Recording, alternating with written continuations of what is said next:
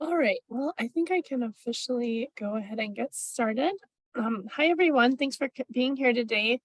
My name is Candace Kinker. I am with both Coconino County Health and Human Services, as well as on the board of Northern Arizona Alzheimer's and Dementia Alliance. And we are presenting a workshop for you today called Memory Loss and Guided Independence, Having Difficult Conversations About Safety. And our friend Margie Bentzen is here today to present to you. And as all of you should have heard as you were joining, this presentation is being recorded so that we can put it on our YouTube page for Nazada in the future.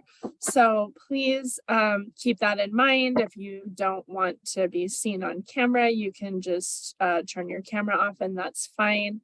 And we will be turning the recording off at the end before we start with questions, because I know that sometimes people might have more personal questions that they want answered, and so we don't want to record those.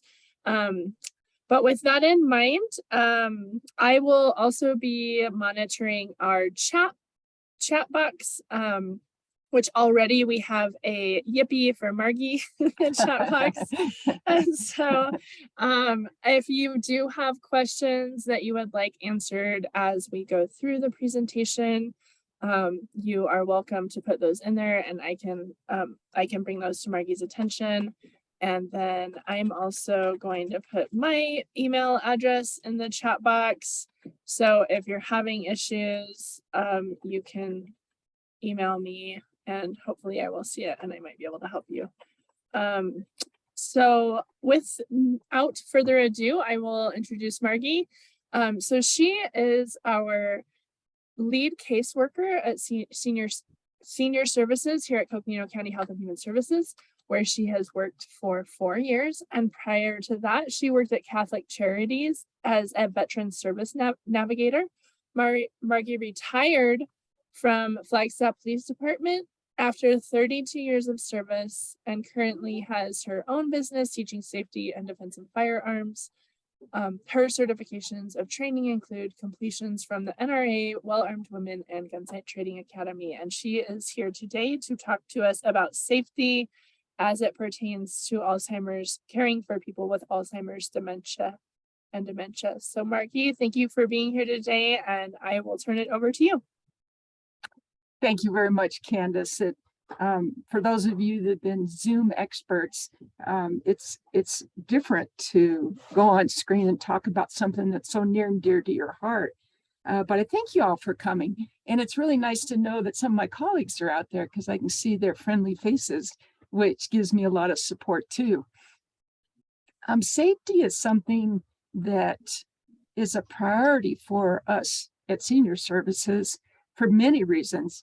Our nutritional program, our in-home care program, it's sort of the vein that goes through all of it, because that's the one thing we would like to do is make sure our seniors age in place. And as they get older, there's lots of challenges that occur, and we want to always be able to be aware of what those safety things are, be able to have those discussions with them. And some of the things we're going to talk about today are very sensitive and difficult, challenging. And in my old career, I had been a hostage negotiator for about 12, 13 years. So when it comes to having difficult conversations, I've had some experience with those. And often the people that we negotiated with in law enforcement capacity had some barriers, lots of barriers. And so this program today, we're going to talk about 3 areas. We're going to talk about home safety, we're going to talk about driving safety, and we're going to talk about firearms safety. And what I'd like to do is take just a few minutes and dedicate this program. And let's see if we can get that screen moved.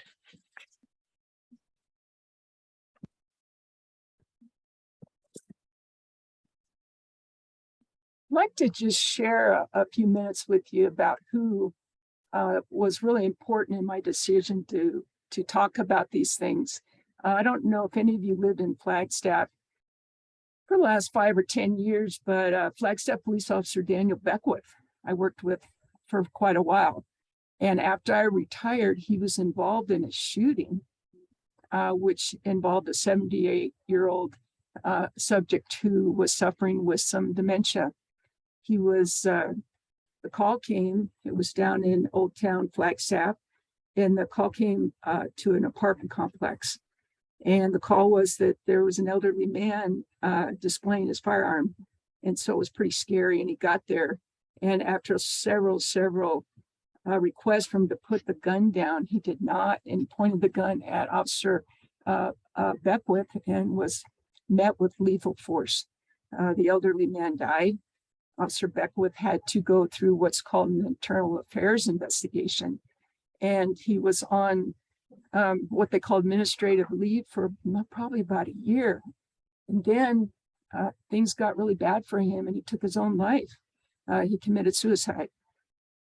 So to me, this spoke volumes about a subject that we really need to talk about. And that's about cognitive delays, people who suffer from dementia and have access to firearms. These are the type of things that can happen, which we really don't want to see. It's about safety. And Officer Beckwith is a young man.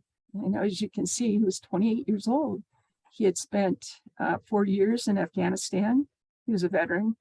I mean, he had lots of good qualities. And his shooting was what they call justified. When you have somebody pointing a firearm at you, you are justified to carry it to that level. And this is the kind of thing that we really don't want to see. So today I'm going to bring it up just a little bit. This is a pretty tough thing to think about, but I just wanted to make sure that the audience was aware that these things do happen. And as I did my research on this presentation today, I found that there were many times that using a firearm for a senior resulted in a very bad outcome. So today we're going to talk about home safety, we're going to talk about driving safety, and we're going to talk about firearms. So let's see.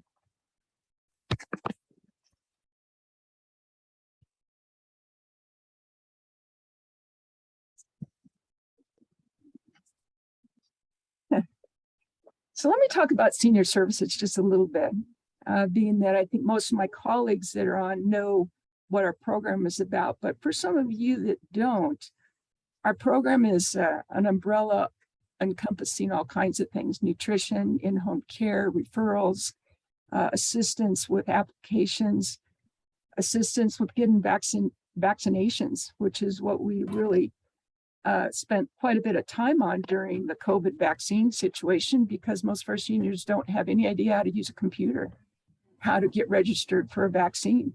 So what we did was we registered many of our seniors over the phone using our own computers. So senior services is many things. And I had to use this slide because it brought a smile to my face, because I think about our seniors sometimes, and as the public, we give them a wide berth sometimes to make sure they've got enough room to do what they need to do, and also to be careful around them when they are driving. So home safety. You might think that's a pretty easy subject to think about and how to prevent certain things from happening, but it's not always that way. And a lot of times, home safety is about what you see and what you can think in your mind about what can make this safer for our seniors. And so, for example, we might go out to a home to do what we call an assessment. And that assessment might include home safety. Well, it does, because we don't want to take one of our home care aides into a home that's considered unsafe. And you might be thinking, well, what does that look like? And for us at Coconino County, it might mean that there's no room to walk around because of stacks of things that are inside the home. It could be an infestation of mice. It could be throw rugs. So for us, it's a matter of gauging safety from the senior's point of view and also for our home care aides.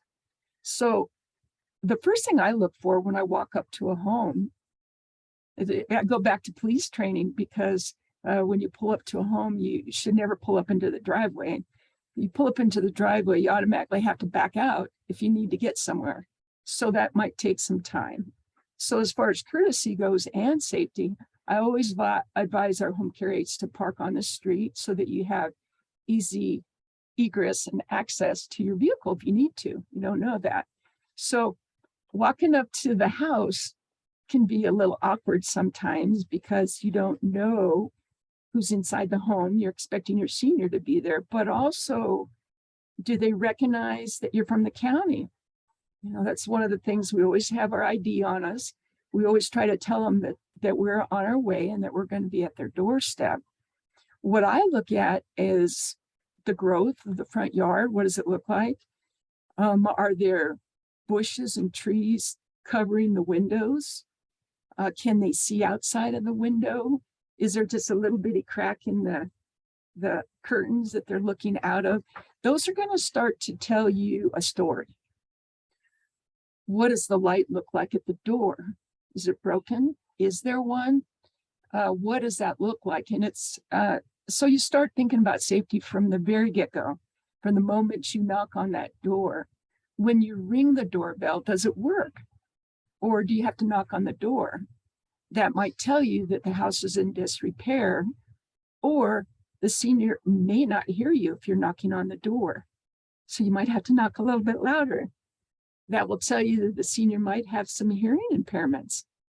So once the senior comes to the door, you do your introductions, you go into the home. We start looking at lots of different things. We'll start carrying a conversation on with that senior because we're going to be asking them lots of other questions. But myself and my colleagues will start looking around at the home. Is it dark? Is it light? Are there open spaces? Are there crowded spaces? Those could create a safety problem for a senior, most especially if they've got a walker, if they have a wheelchair, do they use a cane? The one thing that's really important is to make sure their spaces are open. And we might take a look at what kind of floor do they have? Is it a carpet? Is it tile? Is it wood? What kind of floor would create a danger for a senior? If you had water spilled on tile, you've got a situation where it could be slippery. So wood is the same way. You don't know, or carpet. Throw rugs are a huge safety concern for us when we go into a home and we see a senior has probably 5 or 10 throw rugs. Seniors have difficulty raising their feet sometimes and moving around, so a throw rug could definitely be a fall risk. Some of the other things we like to remind our seniors, or we take a look at, especially in Flagstaff, is snow removal. What does their place look like when you've got snow and ice? That's specific to Flagstaff. So we might look at a walkway, we might look at what their driveway looks like. And those are things that we'll take note of, or maybe make recommendations for them for safety. Is there clutter? You know, what does that mean? What is clutter? My house has clutter, but can you get around it? Is it something the senior can maneuver around with mobility challenges? So those are things you might think about as a family member with a loved one that might have those challenges. Does your senior have access to a cell phone? Or are they still using a wall phone? Or do they not have a phone at all? Having a cell phone is huge for many, many reasons. Some of our seniors will talk about, well, can I get an alert system? And the way alert systems work are that they call, if they activate that alert system, it goes to a central dispatch. Central dispatch will send it to the police department. So really with a smartphone, you've got it all in one place, which is an excellent way to keep your seniors safe and to help them navigate a safety net. They can always carry it in their pocket. They could carry it on themselves somewhere. They can call 911 if they fall, and somebody will come to check them out immediately. You don't have that intermediate dispatch who's going to charge you for that monthly. A 911 call is not chargeable. Got your cell phone, you've got 911, you can always call them if you're down, if you're falling down. So that's some things we talk about our seniors with.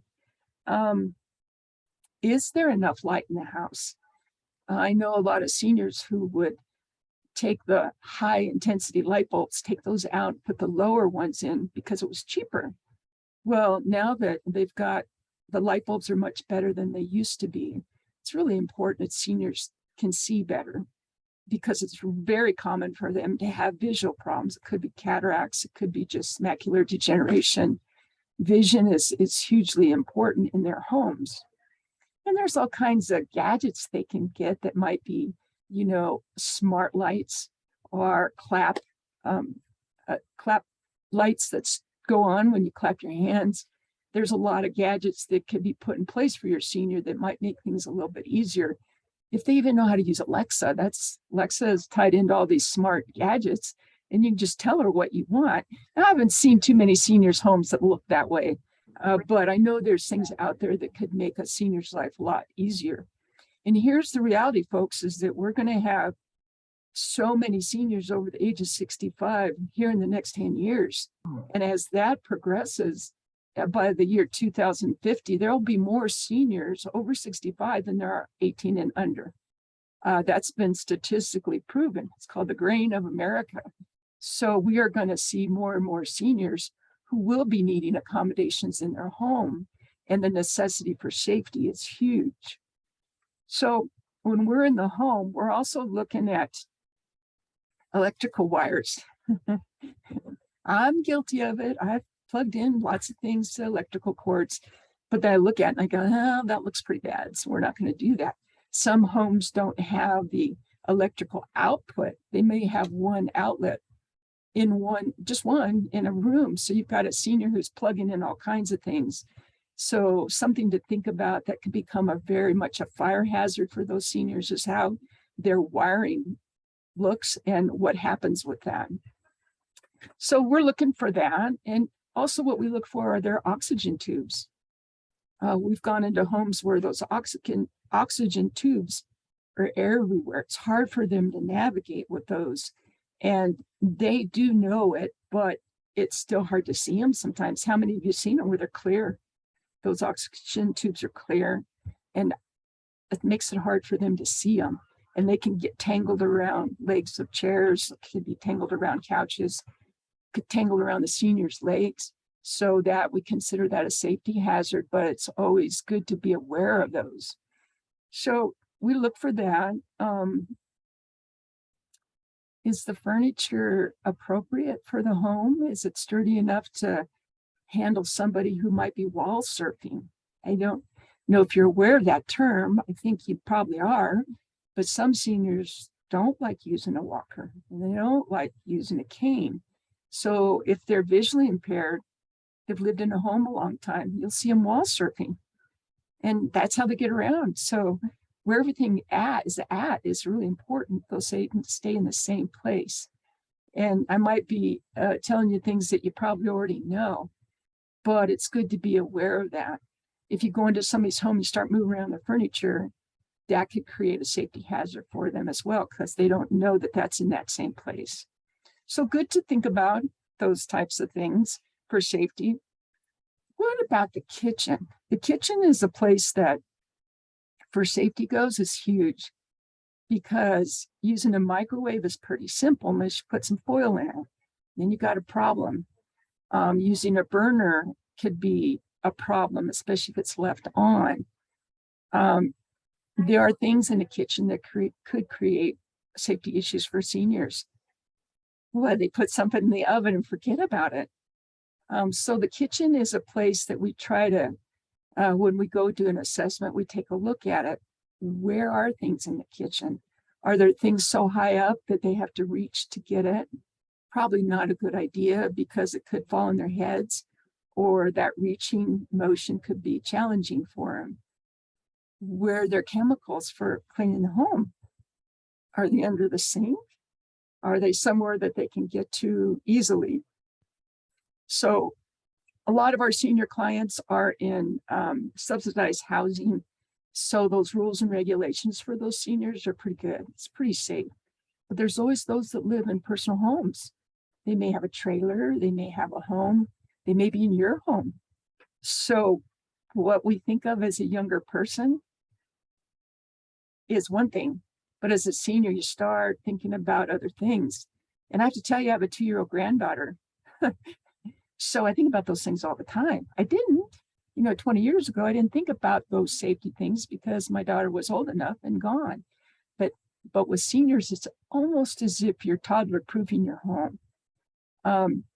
Not to quite the same extent, but still you have to get yourself in that mindset of safety. Is my senior going to have a problem with this grab bar that's right near the bathroom? Is it something they can hold on to? It's going to hold their weight?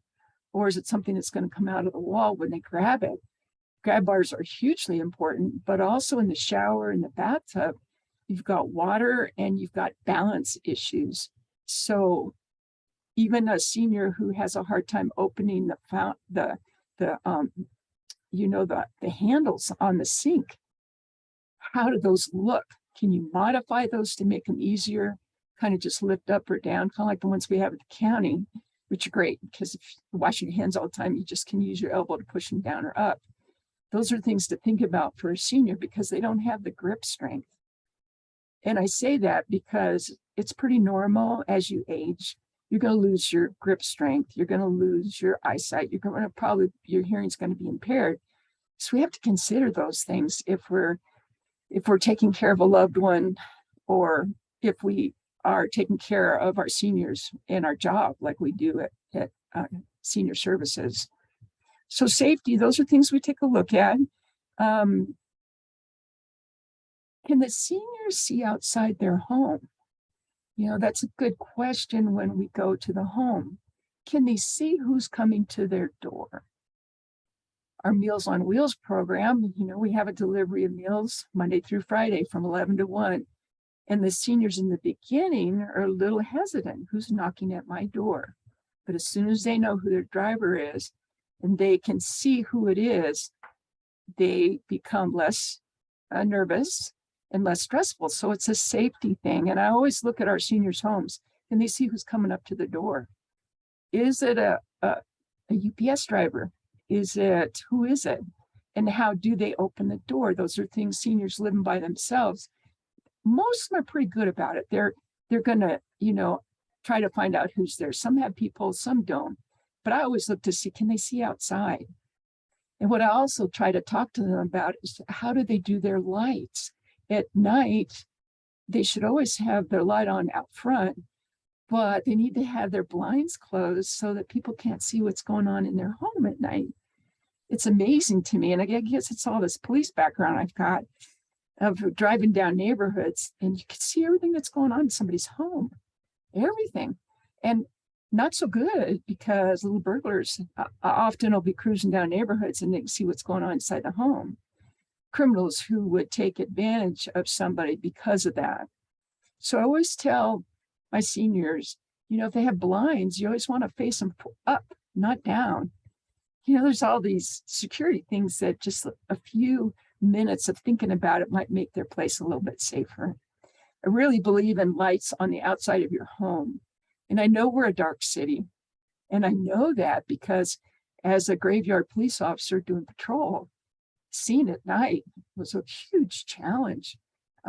We had big spotlights that we can use, but seeing people at night was really difficult because of the way the lights they use, especially in the streets. I don't know how many of you drive at night, but driving Flagstaff's a little challenging compared to driving in other bigger cities. But it's a dark skies city. I get that. I appreciate that. So you make compromises. That too can be a problem for our seniors because oftentimes you might be in neighborhoods where the streetlights have been broken out. A couple of different neighborhoods I worked in, that was pretty common. And was it because criminals wanted to do things that they probably shouldn't be doing? Maybe. Was it because they just didn't get fixed quick enough? Maybe. But we used to call into the city every time we saw that when we were patrolling the neighborhoods is let's get those streetlights going. But also their lights that are out in their yards. I really believe solar lights are a real good option. Lights that can eliminate steps in concrete. You know, we have several senior housing places here in Flagstaff. And I know that that was a real concern, because even if you have a step that's up maybe 4 or 5 inches, that can be a huge risk for our seniors, because they may not get their leg up right, or they might not be able to see it. So light is huge. Light on the outside, light on the inside, but don't keep your windows open, keep your drapes closed. Always put your garage door down. You know, some of our seniors don't have garages, but if they do, I always recommend that they remember to do that, because that's really important. Working smoke detectors. You know, how many of your seniors, how many of you all have a working smoke detector in your home? Yeah, I know, when the battery goes out, it starts going off, it's a real pain. You want to just yank it off the wall and say, okay, I'm going to put this aside till I get some batteries for it, because it's making me crazy. Real good safety thing to do. And I want to tell you all, there's the Red Cross has a volunteer, and his name is Mel Miller. And I can provide you that information if you would like. And they go out on a volunteer basis, and they will give out those for free smoke detectors. They do not give out free carbon monoxide testers, but those are a couple mechanical things that can be done to make your home so much safer. Just a short investment in that is really good down the road, especially if there's a fire inside your home, or if you have a senior that's kind of forgetting to leave the burners on or the microwave. So highly recommend checking them, make sure they work. And then if you need to get one, you can certainly give me a call and I can give you the resource for that. One thing I wanted to remind you is that I put my email on this presentation because I know you might have lots of questions as we get into this program. And I really want to take the time to answer them in detail. It's a little awkward with Zoom because I can't really answer your questions immediately, which would be kind of nice, but I will. If you send me an email, I'll definitely give you that follow-up information you're looking for. So just remember that as we go through. On your refrigerator, on your senior's refrigerator, we really ask that you get what's called a file of life. Now, a file of life is, it's kind of a document, but it's a pretty sweet document, actually. Whoops. I'm going to tell you, some of you may already know what it is, but it's a form like this. I know you can't see it, but it has all updated information for your senior. What kind of medications they're on, what their morbidities are, what are their illnesses, talks about their medical conditions, doctors' phone numbers. And that file of life is so huge because your first responder, if your senior's down, has a medical emergency, they go straight to the refrigerator and they have all this information because they're calling into the doctor that's at the emergency room. And they're trying to diagnose the injuries of this senior. So a file of life is huge. It comes with a little red sticker that you can just put on your refrigerator. So highly recommended file of life, current information on your senior, because if they're down, they're not going to be able to give that information to that first responder. They could be unconscious. And unfortunately, we have a lot of seniors that we work with who are by themselves. And that's why they do have our services. So safety is really huge.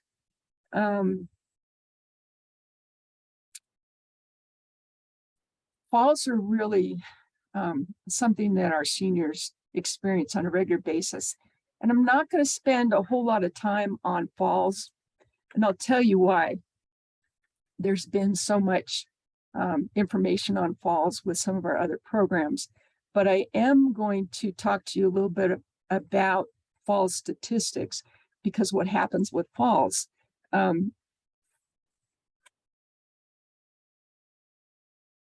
This to me was significant. The CDC, who all of us that work for the health department are familiar with this organization, but I thought it was huge that 1 out of 5 falls causes serious injuries such as broken bones or head injury for our seniors.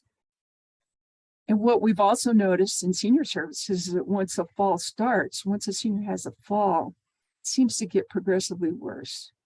And it has a lot to do with their fear level And also, it's an injury. It's a physical injury and significant injury too. It could be a head injury.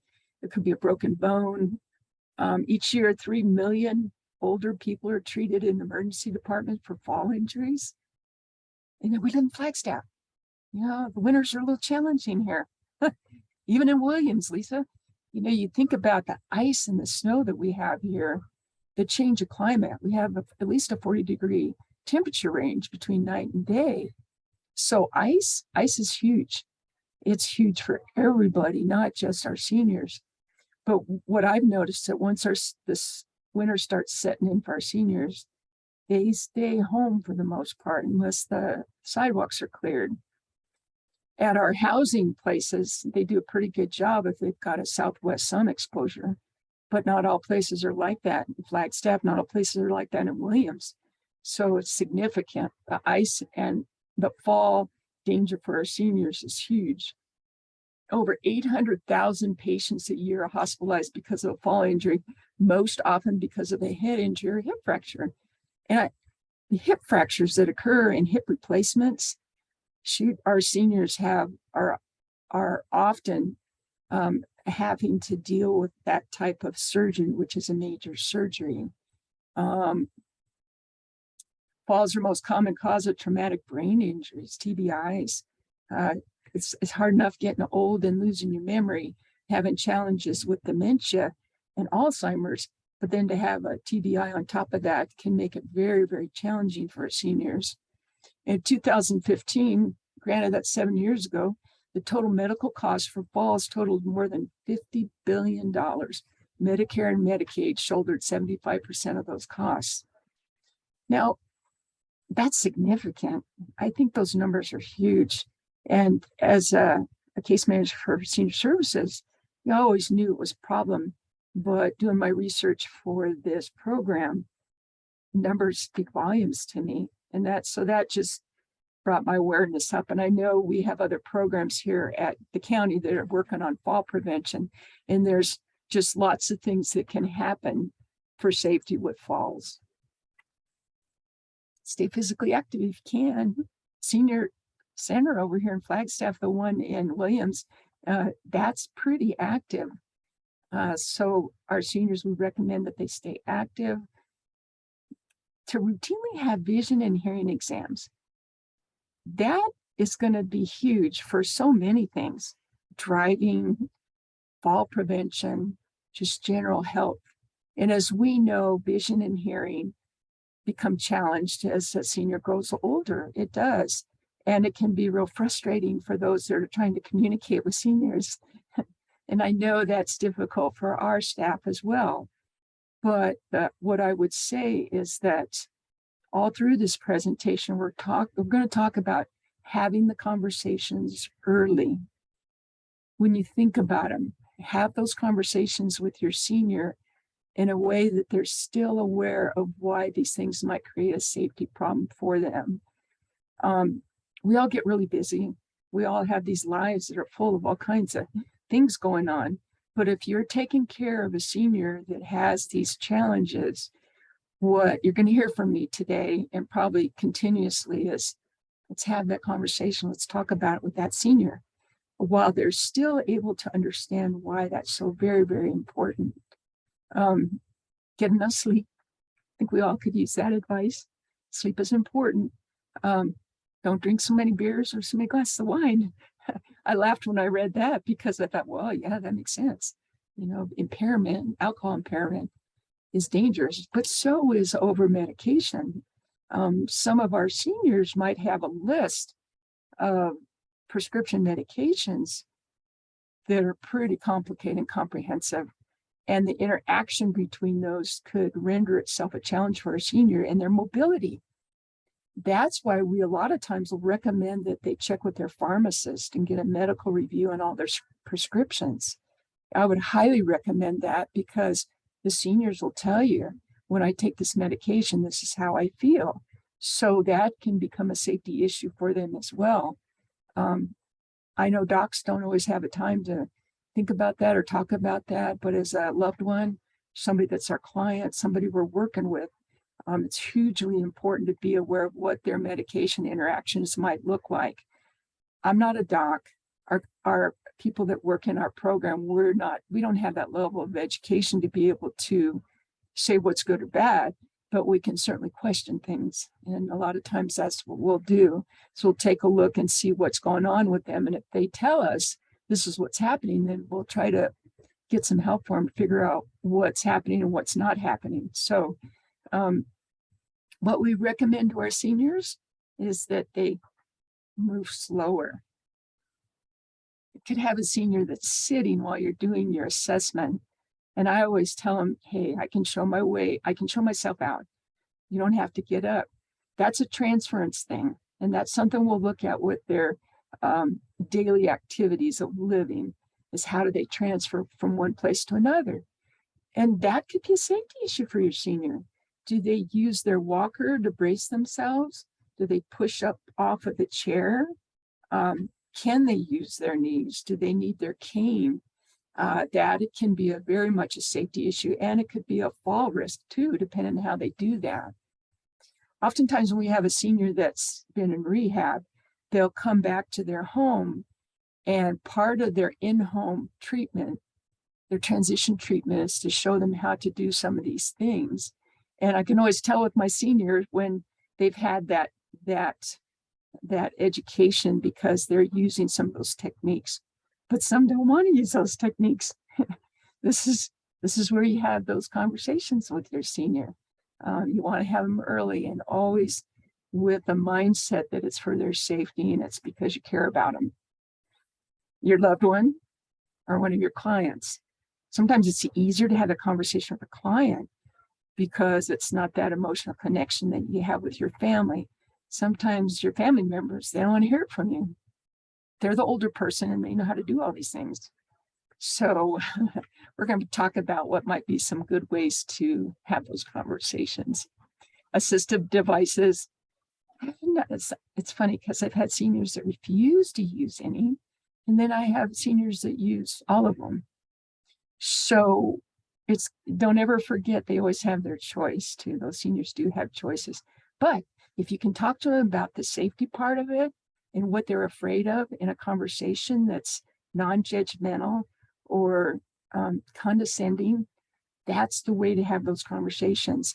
And you got to figure out the right time. Is it the morning? Is it the afternoon? Seniors dealing with dementia and Alzheimer's, it's really challenging for them, and can be. You might have a better conversation in the early morning hours. As to sundowning is what they call in the afternoon, when things get much more challenging. So it's about timing too. And for those of you taking care of a loved one or having these challenges, it's about stepping back and looking at when might be the best time to have these conversations. Margie, there was a question about where to find the document that you were talking about that goes on the refrigerator. Yeah, this one, the File of Life. I have a whole slew of them here, and they were here, grandfathered here when I first got here 4 years ago, and I probably handed out probably 200 of them. They usually come from NACOG. NACOG usually has a pretty good source of them, but if somebody needs them, just email me and we'll get them to you.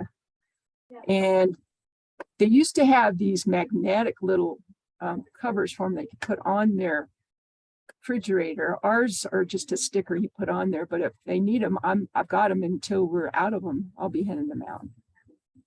So hopefully that answered that question.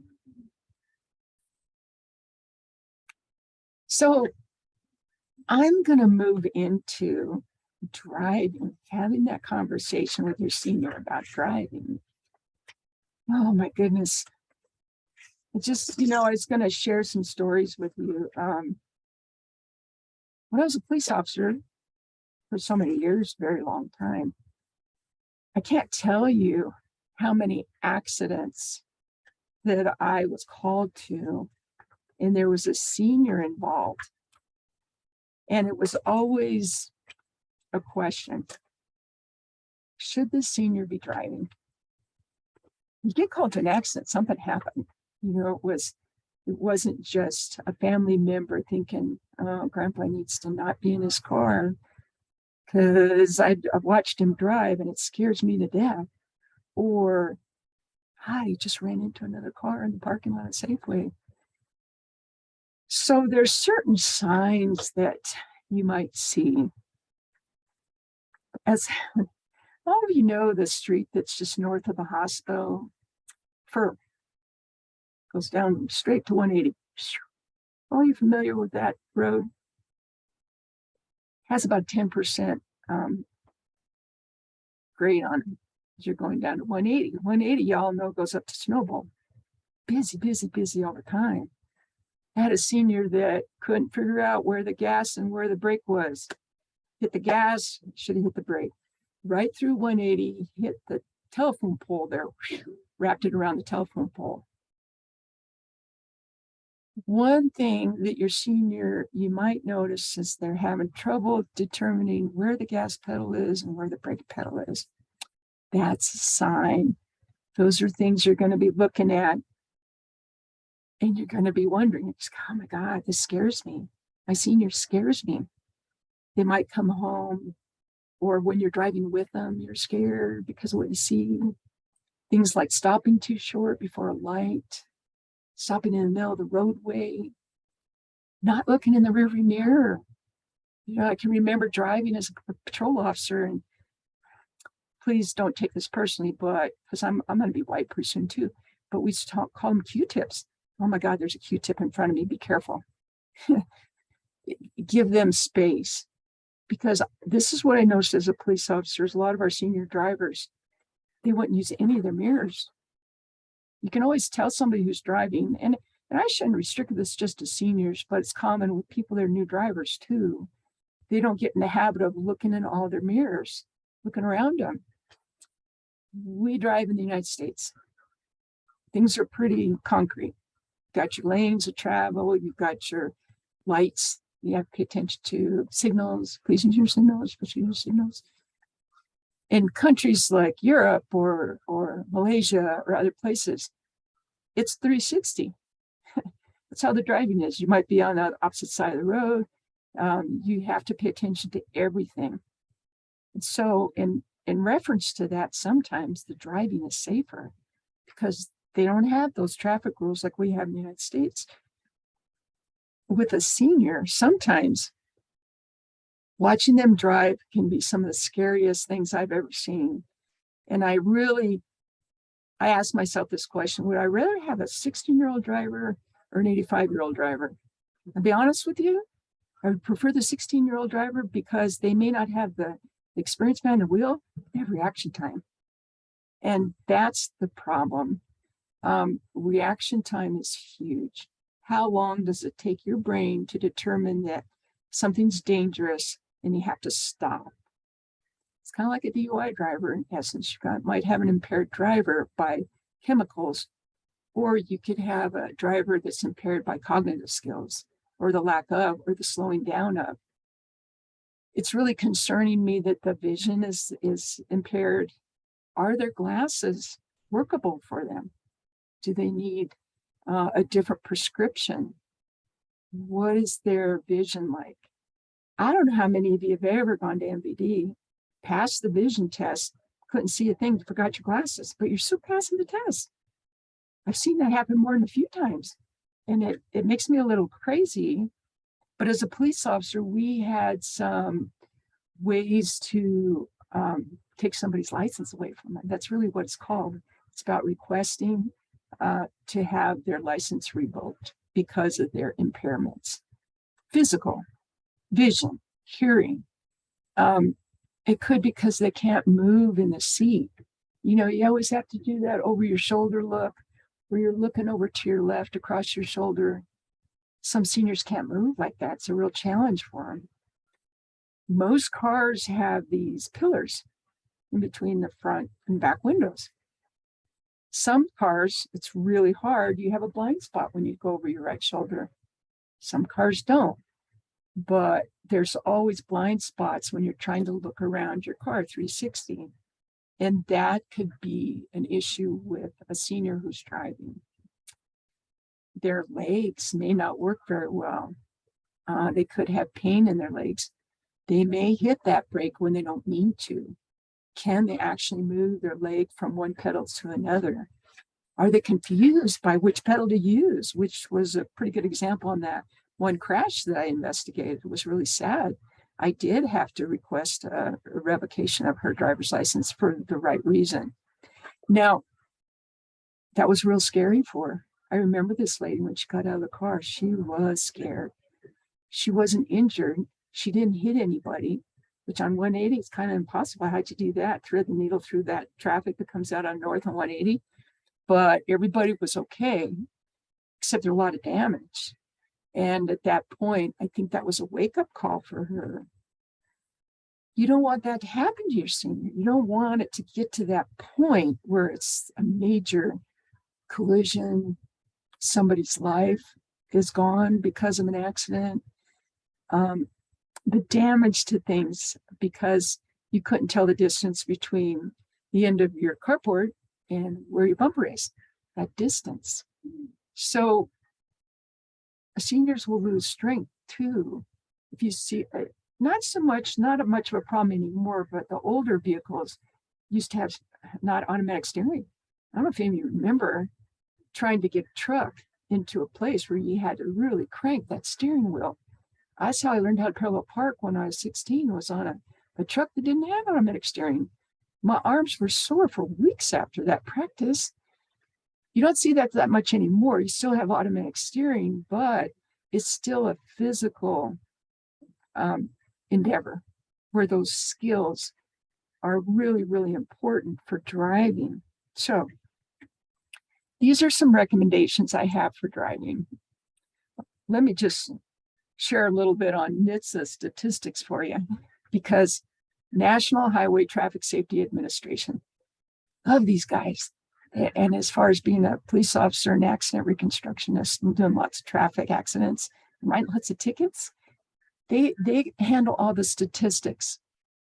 And of course, I thought I knew statistics when I was doing this, but I didn't. And I read through all of this and it really kind of scared me again. It talked about in 2019, there were 54.1 million people who were 65 and older in crashes. And that 31%, I thought, oh my God, that's a lot. That's a number, it's a concrete number of why this is an issue. Among the older population, traffic fatality rate per 100,000 licensed driver in 2019 was highest for the 80 to 84 year age group. And so here's the thing. Taking away somebody's mobility, their ability to drive, is huge. Some seniors are suffering from depression anyhow, but this is another thing that the control is taken away from them. And so to take somebody's keys away from them, you can request MVD take their license as well as a family member. You can fill out the affidavit as well. Some people have resorted to hiding the keys to that car, or saying Uncle Joe took it to the garage and it's not fixed yet. How do you explain to your senior that you're going to take their car away from them? So here's what I would recommend is that you get your information, get your data. So do this scientifically. What's your data? Well, Dad, we had these crashes. And Dad, when I drive, you scare me when you're driving. Dad, I'm just worried about your safety and somebody else's safety. Give them hard, concrete data. Remember that time when I do this all the time, I can't park straight. You parked halfway in, halfway out of the space, and you stopped. You stopped in the middle of the street. We were driving, you stopped in the middle of the street. We had share some stories with this. We had a Meals on Wheels driver that scared the bejesus out of me. And I didn't know it until I actually drove with this driver and documented safety things that I noted. And it was just like textbook questions about cognitive, vision, hearing.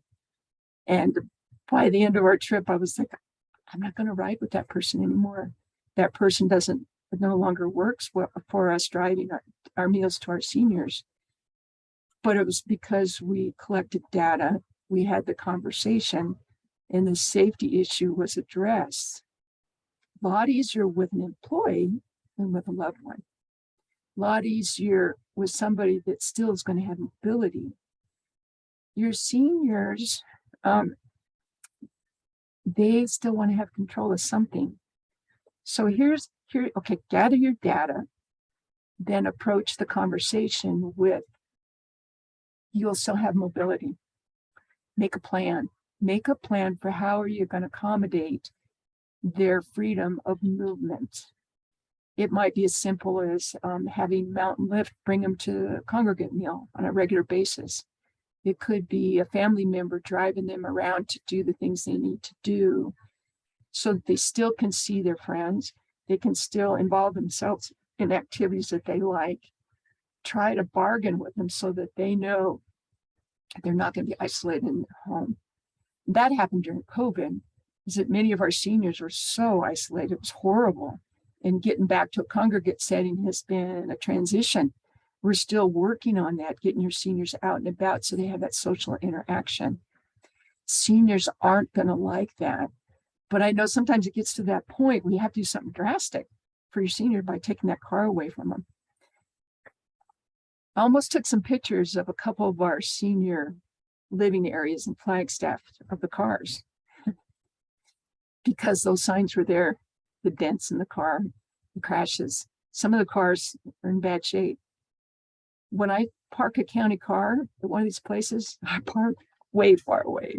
I get my steps in because I don't trust the driving skills because those conversations haven't been made yet. So have a plan, present the information you have, and be honest with your senior. I'm just afraid. I'm afraid something's going to happen to you or somebody else. And I think it's time for us to take this vehicle away from you in the sense that we don't want you to hurt anybody. And here's the thing about driver's license. They're considered a privilege. So they can be taken away. You don't always, your license might get suspended. It could be revoked. With DUI drivers, that's pretty common. License is suspended, state takes it away, boom. You may be in a crash and your damage to that other vehicle is so exorbitant that they'll take your license away from you. You don't pay your insurance, they'll revoke your license. But as we continue this conversation, as we go towards firearms, which is our next section, firearms are constitutional, right? But here's the comparison. You have a vehicle, you have a firearm. You could kill people with either one, and you could do a lot of damage with either one. So it goes back to those cognitive skills, the physical, the vision, the hearing, those things are impaired. You become not able to manage the skills you need when you drive. You become unable to use the skills you need if you're going to have a safe firearm. So with driving, here's the thing, just have that conversation early on. Have it as soon as you can when you start seeing those signs. And some of those signs we talked about, car has fresh dents. The driving habits have changed. Your senior won't drive at night because can't see. I think that happens to most of us after about 30. If you're not used to driving at night, your eyes don't become accustomed to night driving. A little challenging in Flag, like I said, it's a dark city. I know when I was working graveyard, I worked from 10 o'clock at night till 8 in the morning. It took probably about a week before your eyes became adjusted to the dark. And boy, we jump all over our other colleagues that would shine a flashlight in our eyes because that destroys that vision. When you're younger, your vision can accommodate that change of light. As you get older, your eyes can't adjust that well. So night driving is probably not a real good idea. But most of you just can say that, okay, I'm not going to drive at night anymore. I'm just going to drive during the day. They still have mobility, but when it's time to stop the driving altogether, it's hugely important. Are they getting lost? They're getting lost out there. They don't remember where they're at and they can't find their way home. That would be part of your little information that you might note and might see. And if other people are scared, that's a big one too. not just you in the car with them, but maybe other people have noticed the driving too. So those are all the things that you might notice. Have a plan, and then have a way to take that vehicle away from them. And that's going to be a tough one, but have an alternative way to do that. So the bottom line is just people want to be safe. Nothing is of greater importance than the conservation of human life. Calvin Coolidge. I had to throw in a quote just to keep you guys interested in this presentation, but it's huge. And these things are ideas. They're extreme but effective. Anonymously report them to DMV, Motor Vehicle Department. Use your Alzheimer's, dementia, forgetfulness to your advantage. That seems kind of, I don't know, not ethical, but maybe it is because you're saving somebody. Have a relative or close friend borrow the car. It's gone. Hide or lose the keys. Take the car for repairs, disable the car, sell the car. Hide your own car and car keys, limit access. Those sound pretty radical. I mean, they do. Those might be what you need to do if you've not had those conversations with your senior. I had a call, I'll never forget this call. I had a call of a senior in the parking lot of Salsa Brava who said his grandkids were missing. Okay, we're all on alert, missing children. Get to the call. Turns out there were no grandkids in his car. He was on a drive about from, God, I don't know where he came from, the East Coast somewhere. He was probably in his late 80s. Just shouldn't have been in the car because he took off on the interstate and ends up in Flagstaff. So it took me a while. I had to find out, what information he had, find out relatives. Finally found people in Mesa that could come up and get him about 5 hours later. So what did I do? He was my passenger. He rode shotgun with me all day. Nicest guy, but totally, how do you report your grandkids are missing? I mean, that's a big deal. That's not what had happened. He just was on a drive about. Probably shouldn't have had those keys because he drove. How did he get from there to here is what I wondered. His family came up from Mesa. They took the car and they took him, and hopefully they made it so he didn't have access to the keys. But here's the thing, some seniors are pretty clever. They may not have short-term memory, but they have long-term memory. So if it becomes a challenge as far as taking those keys or taking that car away, you've got to do that, but you've got to figure out a way to do it so that everybody's safe. Have the conversation early, have it before it happens. So we're going to transition over here to firearms. I am a huge proponent for the Second Amendment. I'll just tell you that straight up. And I've lived a career where it was a tool of mine for so many years. And I was around firearms my whole life. We all live in Arizona. Arizona's a huge firearm state. It just is. But there become huge problems when you have somebody that's suffering from dementia and Alzheimer's, cognitive decline, physical disabilities, including vision and hearing. Are they safe to have a firearm? Well, with the car, a little bit easier legally. It's a privilege. You can do certain things. Firearms are a whole nother ballgame. It's a huge debate. Some people compare the two. And I say there's no comparison except that they're as dangerous, car and a firearm. But you have things like Officer Beckwith had to deal with. Police officer shows up. There's a senior that's waving a firearm around. He's not sure really what he's doing, but he's scared, points the gun at an officer. Officer has to take his life. And they're required to do that, keep everybody else safe. Pretty heavy duty stuff. And then you have a senior who shoots his wife because she came in the back door, lights were off, and he didn't recognize her. That stuff happens. And I started doing this research and I was like, oh God, it's not just Officer Beckwith, but it's not only police officers. The guy that shot his wife was a retired police officer, right? You think, well, he could probably do that in his long-term memory. Not so. So some seniors, if they own firearms, it's good to have a conversation really early and talk about what that senior wants to do with his firearms or her firearms. What's going to they, if you have that conversation early enough, they're going to understand why it's dangerous. They might have everything in their gun safe. If they're a responsible gun owner, they're going to have gun safe. They're going to have things secured. One of the gals from Mazada said, well, let's get trigger locks for them. And my mind is thinking, a senior who's owned firearms, they're going to know how to disable a lock. That's for kiddos who don't know the mechanics of it. If you have a senior that's had firearms for a long period of time, they're going to know that you've got a magazine over here and you've got an empty firearm over here.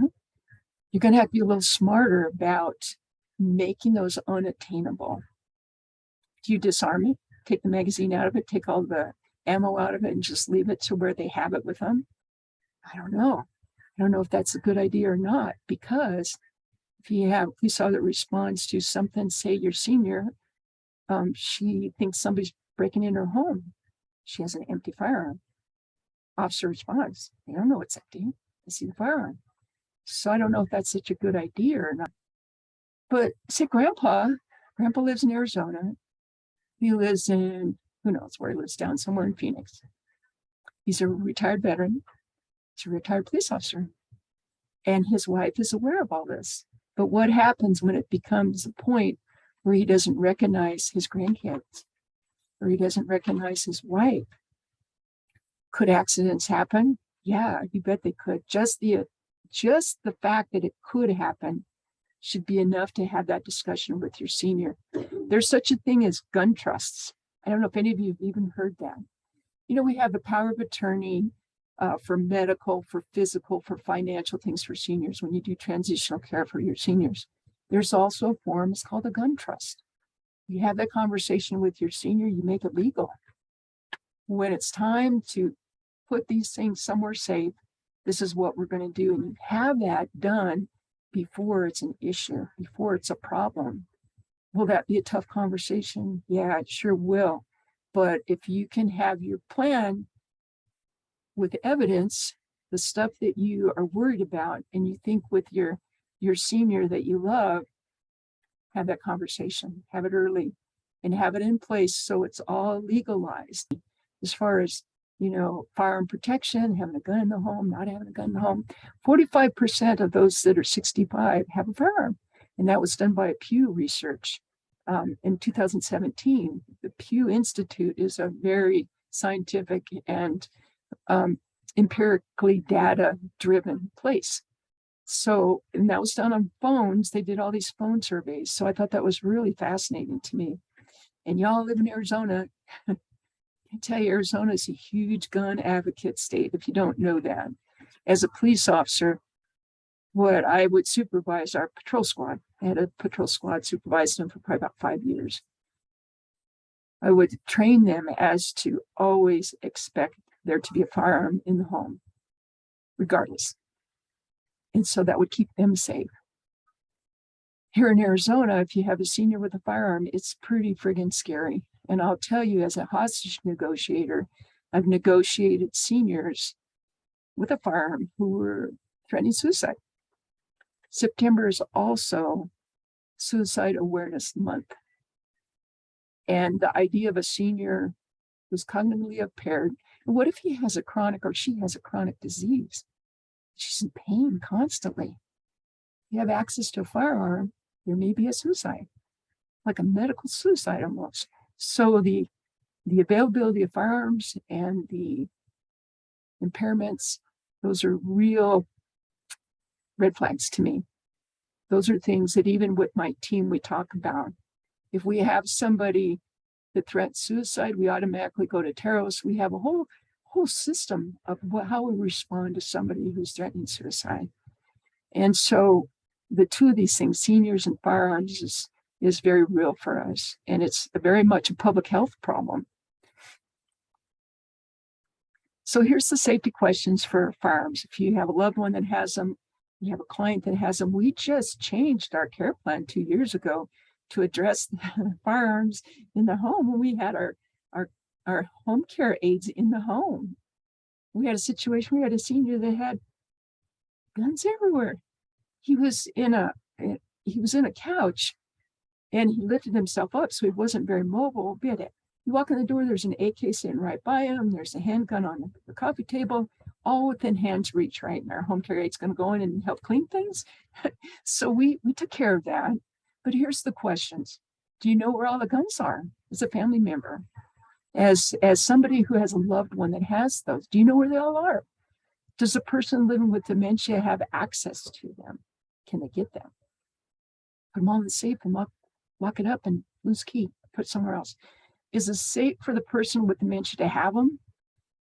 Has there been a conversation about gun safety since dementia diagnosis?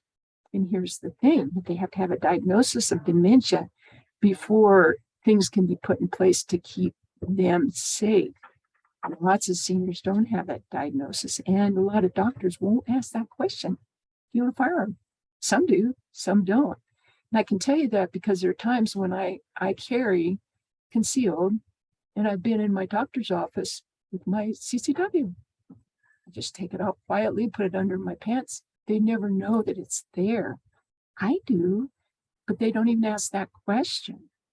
So that bothers me a little bit, but I feel like I'm a pretty safe person to have that in there. But still, it's still something to think about at that medical level.